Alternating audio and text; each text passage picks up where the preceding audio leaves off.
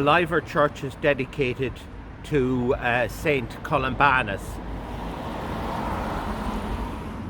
It is the only church in the Diocese of Meath which has this dedication.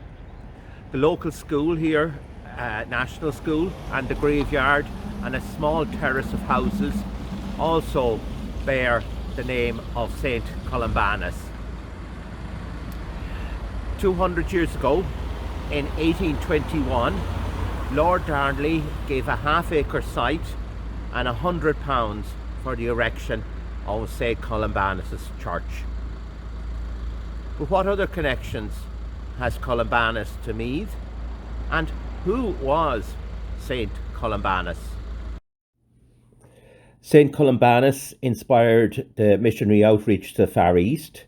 Today, the Missionary Society of St Columban is based at Dalgan Park, just near between Tara and Navan. This missionary society was originally founded in 1918 by Father Edward Galvin and Father John Blowick for missionary work in China. The newly formed society took as its patron and model the 6th century Irish missionary to Europe, St Columban, and from that point on became known as the Columban Missionaries. In the Columban Chapel in Dalgan, there is a little statue of the patron. Today, Columban missionaries work in 15 countries worldwide: China, Taiwan, Japan, Korea, Philippines, Pakistan, Myanmar, Chile, Peru, Fiji, USA, Australia, New Zealand, Ireland and England. The Knights of Columbanus were founded by Father James Carney O'Neill of Ballycastle, County Antrim in 1915 to cherish fraternal charity and to develop practical Catholicity amongst its members, to promote and foster the cause of the Catholic faith and Catholic education. Today, there are a number of primary councils in the Meath Diocese, including Trim, Navan, Kells, Drogheda and Mullingar. The Knights have their own meeting rooms in Cannon Row, Navan. Navan is twinned with Bobbio, where Columbanus' last monastery was founded, and a number of visits between the two towns have taken place. Columban has a special resonance in these days where the EU is becoming so important. Robert Schuman, one of the founders of the European Union, described Columban as the patron saint of all those who seek to build a united Europe. Pope Benedict XVI said there was a good reason to call Columban a European saint, in a reflection on the life of St Columban in 2008. There is a proposal that a Columban Way, or Turris Columbanus, be developed, which would begin at Bunclody, County Wexford, where he was born, cross Mount Leinster to Michael, County Carlow, and continue through the Midlands up to Bangor, County Down.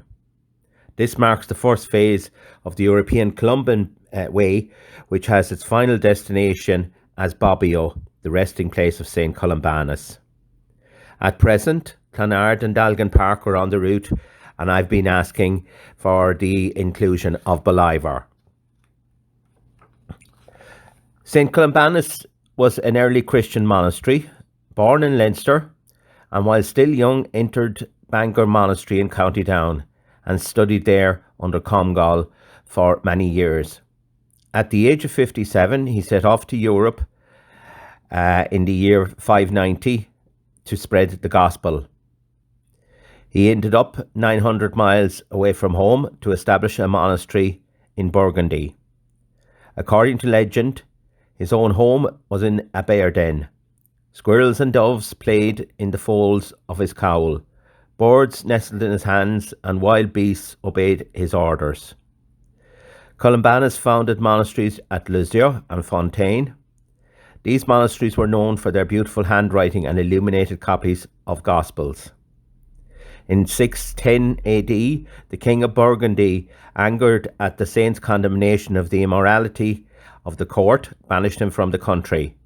Columbanus angered the king by refusing to bless his illegitimate sons. Columbanus travelled on, twice across France, up the Rhine to Switzerland, across Lake Constance to Austria, southwards through the Alps and into northern Italy, till he founded his last monastery at Bobbio. He even composed a rowing song for the journey on the Rhine, and copies of this rowing song still survive today.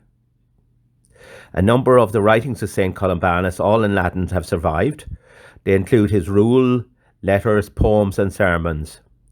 Pray daily, fast daily, study daily, work daily was part of the St. Columbanus rule. There was only one meal a day, and this was taken in the evening. But Wednesdays and Fridays were fast days throughout the year, and during Lent, Saturday also became a fast day. Columbanus was reluctant to give up the Irish method of calculating Easter, and he even wrote to the Pope on the matter. He incurred the wrath of the local French archbishop by insisting that the abbot had the power in the monastery and not the bishop, a very Irish way of doing things. Columbanus died in Bobbio in 615, and his remains still rest in the modern church. One of Columbanus's friends, a monk called Jonas, wrote a life of St. Columbanus, and this is thus making Columbanus the first Irishman to be subject of a biography.